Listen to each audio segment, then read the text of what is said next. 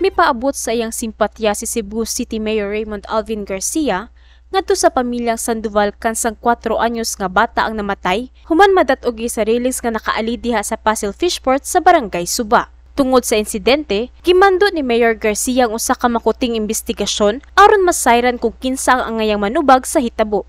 Ang mga empleyado nga masuta nga sad-an mag-atubang og disciplinary action o baka pagkasuspenso. I am calling for investigation sa atuang COD, Market Division o sa CCTO kay gusto gyud nako tan-awon kung kaning ilang gibutang nga barikada was really safe in the first place, no?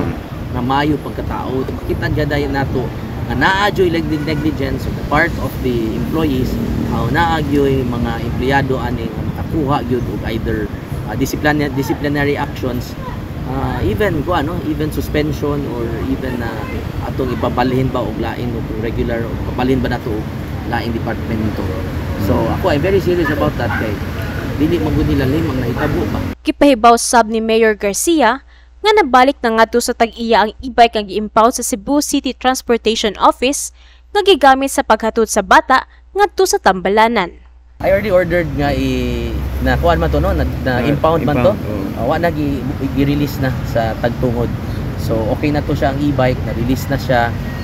Again, no, of course there was a violation kay tungod lagi ko no nilabang padong sa kuan, that was dito yang ruta, but for humanitarian reasons and emergency purposes, of course we will always consider that. So ako nang gipa release, no, ang gi-impound nga e-bike, in fact tuan na sa possession sa tag-iya. Kabahin ini, nipadayag si Mayor Garcia nga personal siya nga mobisita sa haya sa bata ug sa pamilya niini. Una na nga nihatag og hinabang kagahapon ang Cebu City Government pinaagi sa Department of Social Welfare and Services kun DSWS ngadto sa pamilya sa bata diin pipila sa gihatag niini maong hinabang pinansyal, pag-abaga sa bayranan sa nitso ug sa lungon ug mga pagkaon nga gamiton alang sa haya sa bata. Kini ang balita, Nova Yanson, Cebu City News.